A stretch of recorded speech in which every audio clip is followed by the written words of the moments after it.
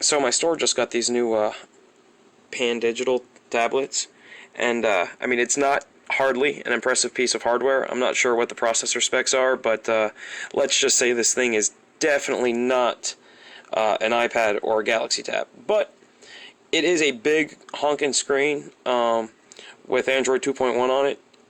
Granted, Android 2.1 is very heavily skinned, but it's still there. The screen is somewhat responsive. It's definitely not a capacitive screen, but it works. And once again, this thing is $180 without any kind of contracts. So if you're looking for a way to play around with some Android and you don't want to spend a bajillion dollars to do it, this is a pretty reasonable alternative. It does have Wi-Fi, obviously. I'm attempting to connect to that now, but who knows how that's going to go. It has no hard buttons of any kind, and I find that ridiculously annoying, but I suppose you could get used to navigating around. You still have your... Let me see if I can get it to do it. You still have your status bar that you can pull down.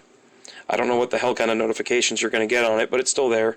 They didn't remove it. You can see this home screen's very heavily modified. You've got what basically looks like kind of widgets that you can't move up here with all the different books or, you know, whatever kind of media you might have on the device, but you have an abridged app tray down here. It never goes away. You have that home button to kind of replace the fact that you don't have it on a hard button. It's not a Google Experience phone. As you can see, no market, no expandable apps, but you do have the Nook bookstore, so you can buy some books. You do have an email client that's going to work. Photo, video galleries, music, all that great stuff. But the really cool thing about it is it does do web browsing, and you don't have to do any crazy modifications to get it to do that like you do with the Nook or anything like that. And honestly, I mean, big old screen, web browsing, for $180, you really can't go wrong. It's horrifically attempting to connect to my Wi-Fi. I think I'm too far away from it because our router sucks, but I was trying to show you what the browser looks like. But I mean, it's basically the Android WebKit browser. Not really many modifications, except for, once again, due to the fact that there's no hard buttons. They give you a menu button, and they give you a, come on, open.